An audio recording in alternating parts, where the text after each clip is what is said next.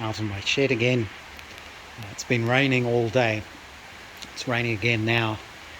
I think the clear coating over the top of the sunroofs on the Land Rover has finally stopped all the leaks, and that was where the water was getting in. It's not a pretty fix, but it's effective at the moment. Actually playing with a different thing tonight. I recently got one of these diesel heaters because I want to use it just to see how well it heats the shed, and if it can help reduce the condensation in here over winter by getting the temperature up a little bit. And I'm not going to go into this too much because there's way better films on YouTube about these things. This is a 5 kilowatt model. You can get them up to 8 kilowatts, although the 5s and the 8s seem to be the same thing. I think maybe the 8s have a slightly bigger fuel pump. They're very cool little units. They're dirt cheap. I think this delivered and a suitable power supply to drive it, which hasn't arrived yet, was about 300 New Zealand dollars. I think the unit itself is about 220. And they're really quite neat the way they work. It's basically an electrically driven fan at the front of the unit. It must be at this end, I guess, that spins up at high speed to give a lot of airflow, and it also vaporizes the diesel fuel, or helps vaporize the diesel. It sort of sprays it and it just burns. It's just a big burner, basically. Similar to a burner inside a jet engine, but not quite the same as a jet engine because there isn't a compressor and there isn't a turbine wheel. But they work very, very well. They have these little dosing pumps that feed a measured amount of diesel into the burner, and they regulate the temperature with that. They're very efficient, apparently. They don't use a lot of fuel, and they come with a little electronic controller thing on the front. They also come with a little remote control, which is quite neat. And you just hook up a 12 volt power supply. It needs quite a bit of current capacity because it does have a glow plug in it. So when it fires up, it heats up the glow plug, lets that get hot before it starts injecting the diesel, and then off it goes. Once it's running, the only current it needs is to drive the fan and the little pump. The only things I've really changed on it, I took it all apart just to make sure everything looked sensible. I did add a little fuel filter, and I also added a toggle switch on the back for the power, because otherwise it's just power straight in. I just wanted another way of isolating it, especially at the moment because I'm powering it from an old lead acid battery. It's got a cover, just sheet metal screws holding it on. It's pretty much a fully self-contained unit. It comes with all the different bits and pieces you need. This is the exhaust and a little tiny muffler, and there's a air intake here. So this is the air intake for the air that gets burned. This is the air intake for air that gets passed over the heat exchanger and then vented out that side there. So that's where the hot air comes from. Came with a little kit of bits and pieces, vents and hose clamps and all sorts of things. So I've just been playing with it, seeing how it runs. We should be able to turn it on. So it clicked. So the fan has started up, and what will actually be happening now is the diesel glow plug will be heating up, and eventually the little fuel pump will start up, and then you actually hear the thing ignite, and off it goes. So we'll let it see if it does its thing. Not sure exactly how long it takes. A couple of minutes, I think. So the little controller, it's a bit fiddly to use. There's lots of information online about these things. These are basically a Chinese copy of a much more expensive unit, sort of 10 times the cost. But as far as I can tell, these things work fine. They work perfectly. A lot of people have used them. A lot of people have played with them and made films about them. One of the things I might try and do at some point is people do burn other oils, other fuels in them, and I would quite like to be able to mix this with used engine oil.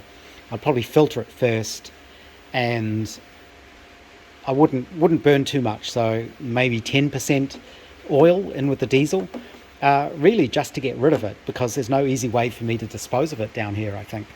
Up in Auckland, you used to be able to take it to Repco and they'd collect it, but I haven't found similar down in Wellington.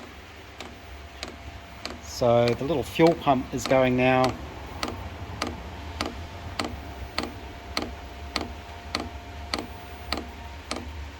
And this has, I can hear it burning now. You can smell it as well, of course, once it starts burning.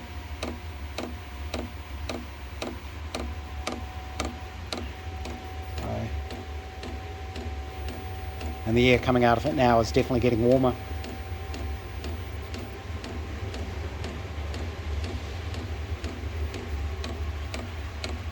There's several different modes that it'll work on.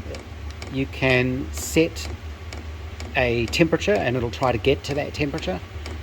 And I believe you can also set it to a sort of a flow rate of fuel, but I haven't played with it enough yet to really figure out what's best. I suspect I would just want to keep it on the lowest sort of temperature.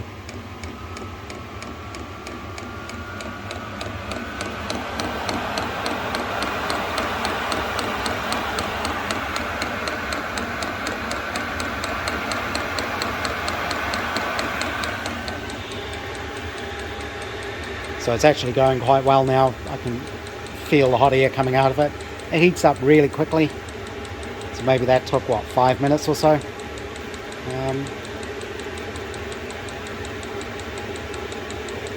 And yeah, they'll just quite happily sit here pumping out hot air. Very neat little things. I think with this one I'm going to put the cover back on it, and I need to figure out where I'm going to mount it. And I don't really want it on the floor because of the dogs. So I'm thinking of maybe making a little shelf up there and mounting it just up there somewhere. Then I can run the exhaust out the side of the shed well above head height, so that's nicely out of the way. These things are really designed to go in vehicles. That's what they're for. They're cab heaters. People have been using them to heat up their sheds for a long time now. Yeah, I just thought that was a cool little gadget to play with. It's very impressive how they've managed to get them so reliable and so simple and easy to use. So I've played with homemade jet engines in the past, and they're terrifying trying to get those started up. This thing is just so self-contained and so simple. You know, it's really quite impressive what they can do for so little money.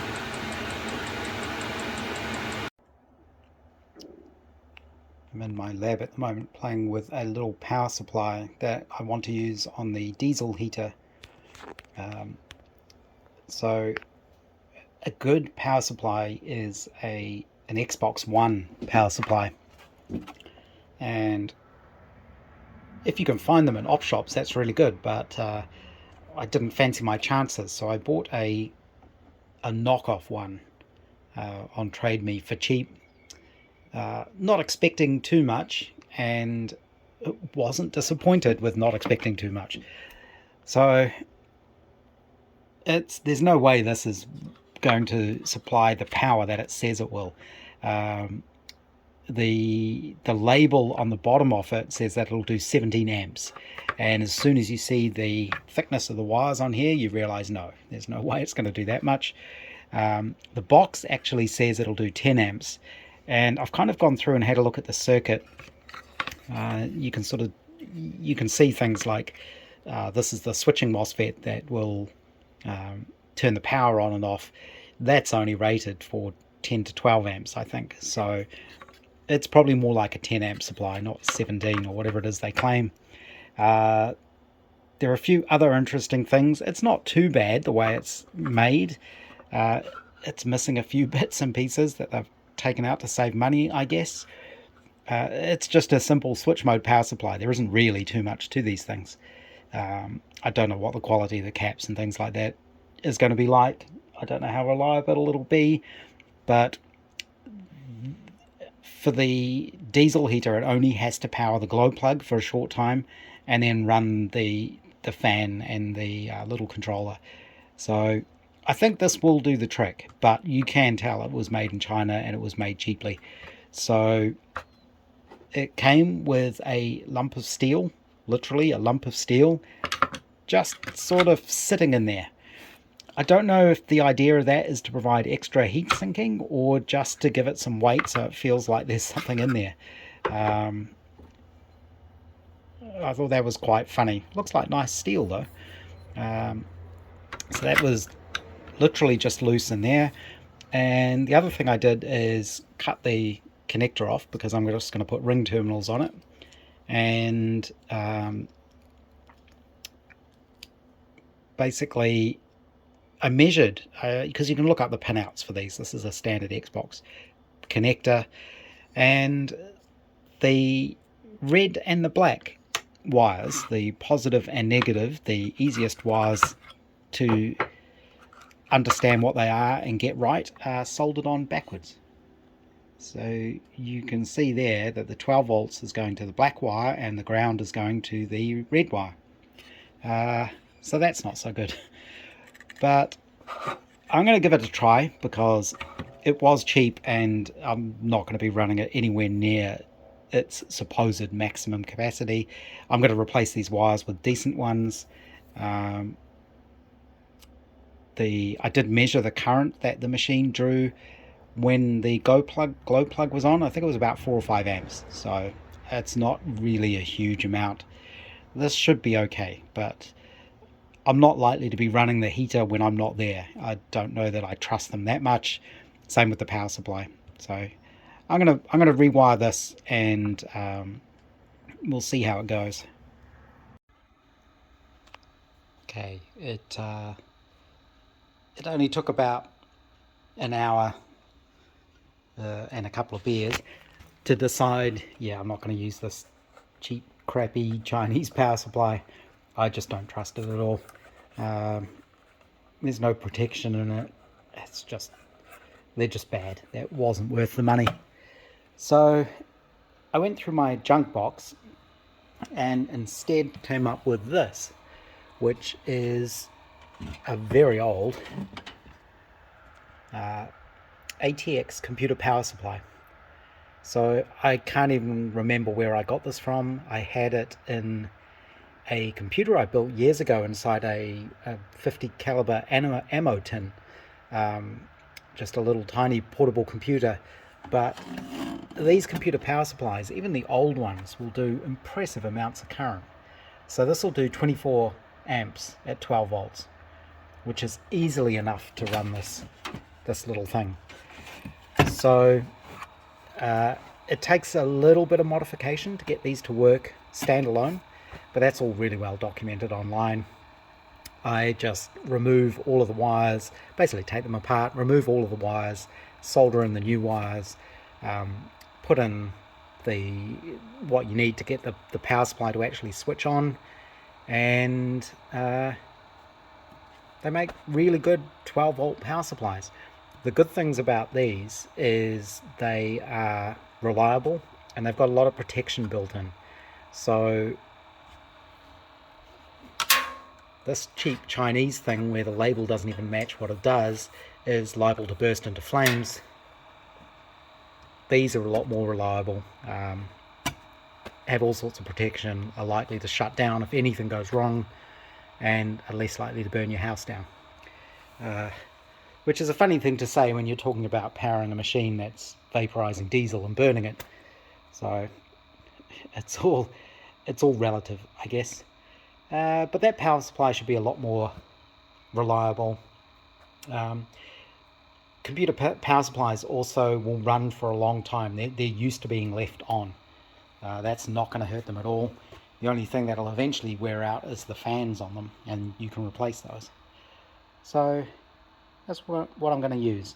I have ordered a new section of exhaust tubing because what I'm going to do is run the exhaust out through the wall off the shed. Obviously you don't want to fill the place up with exhaust fumes, and I will sort of enclose this. I just want to make sure no small dogs, for example, can get in there and burn themselves on the exhaust. But I'll play with it a bit more during the weekend, I think. It doesn't look like it's going to be cold here, so I don't really need a heater, but we'll give it a test. I just want to make sure everything's reliable and nothing strange happens. So I've finished installing the diesel heater. My new power supply works a lot better. I'm a lot happier with that one. It feels a lot safer than the cheap Chinese one. And I also received my extra exhaust pipe, which arrived very quickly. So often things take a week or more to get to me because we're rural, but this turned up in a day or so, which was very good. It was much longer than I needed, so I ended up trimming it. That's my actual jet engine. And what I ended up doing is remove the diesel. We can see in there. So underneath there is the exhaust pipe and the muffler, and then this is my new piece of exhaust tubing down here. And I just ran it around the corner and out through the side of the shed. Basically, I just drilled a hole.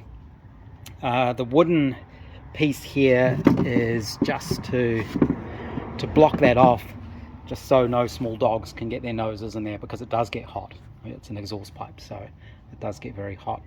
I made up this sort of aluminium cover. The good thing when you make aluminium bodied cars is you end up with lots of bits of scrap aluminium, and where these brackets actually hold these pillars into the concrete, I put little slots there, and that's just kind of locked in place. That won't go anywhere, but you can actually lift it out. So underneath there, I've got storage for my diesel. On the outside here, that's the exhaust pipe just exiting, and I just put a little aluminium heat shield around it just so you can't touch it. And that's about it, really. Apparently we're having unusually warm weather at the moment. There's some sort of weather phenomenon going on, which is bringing warm weather and quite high humidity. So I don't actually need a heater, but I did have it on this morning, and I had to turn it off because it got too hot in here, and now I've got the doors open. But we can, if we plug it in, I don't think I'm ever going to need it permanently wired in. So you can see when I plug it in, the little control panel comes on. It does have a clock in it, and every time you kill the power, you kill the clock. It's not really a big problem unless you're using the timers. So this does have a timer system built into it, where you can you basically set two timers. The first one is the amount of time to wait before the unit turns on, and the second timer is how long it should stay on for. But I can't imagine ever using those. I think I'll only ever use this while I'm in here. And this is the little remote control for it, which works really well. It's got a little OLED screen in it, which is quite nice. So you can see it says it's in standby mode. I've currently got this set. There's two different modes you can run this in. One, you can set a temperature. Because it's in standby, it's not letting me change anything. But it measures the ambient temperature, and you can also set a temperature that it tries to match. There is a second mode, which apparently you get to by hitting those two buttons at once, I believe. Yeah, and then it goes into a mode where you're actually controlling the pulses to the fuel pump. You can set how often it pulses and control the temperature that way. So I think I'm going to use it more in that mode, because I think I'm either going to want it on full or on low.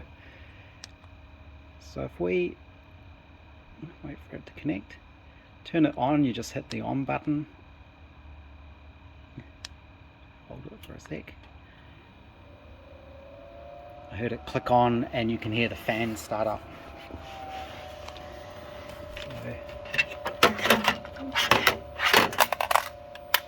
We look at the little screen.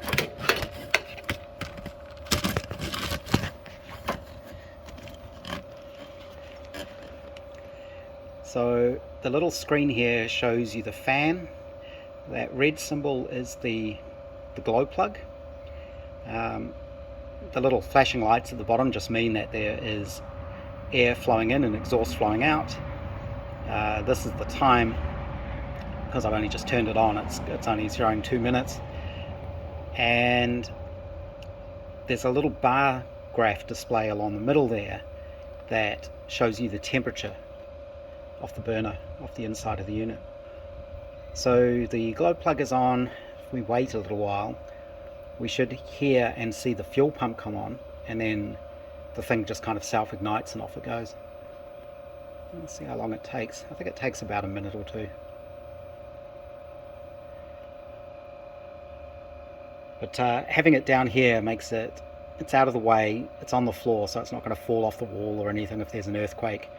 It's sitting on concrete. I've actually got a piece of aluminium underneath it as well. So that's the fuel pump, you can see there. And it's actually ignited. I don't know if you can hear it, but I can hear it that it's burning now.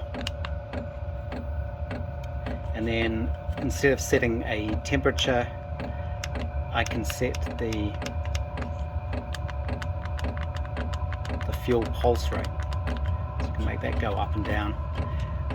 There is they call it a sort of hidden menu, and you can go into that and you can adjust the settings. You can adjust the maximum and minimum fan speed and the maximum and minimum fuel rate. So I may go into that and lower the fuel rate to try and get it as low as possible.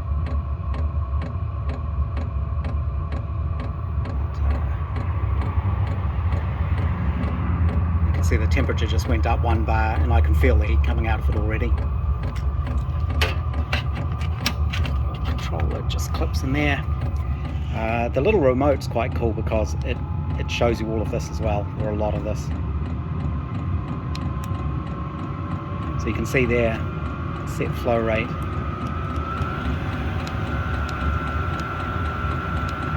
The remote is very slow to update.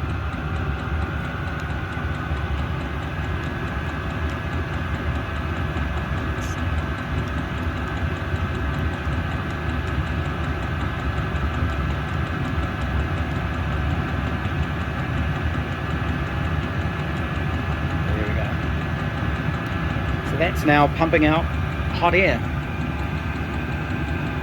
To turn it off, you just hold the power button. Oops, I think it's done it. Yeah. And then it turns off the fuel pump, but it keeps the fan going for a while. Come on, phone.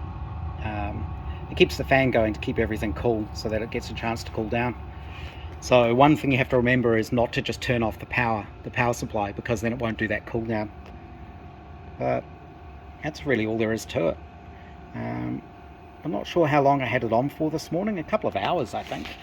And it's a bit hard to see, but I've used whatever that much fuel is. I don't know how much fuel that actually is, but it's not a lot. So yeah, it's going to be fun to play with this when it's actually cold and see how efficient it really is at heating up the shed. Even if it just heats up this little area, you know, that's good enough to have one place that's warm. And so far the most dangerous thing about it, apart from burning your fingers on the hot exhaust, is I have to remember when I'm filling up the diesel there, when I stand up, not to whack my head on my plant, which seems to have been the biggest danger so far.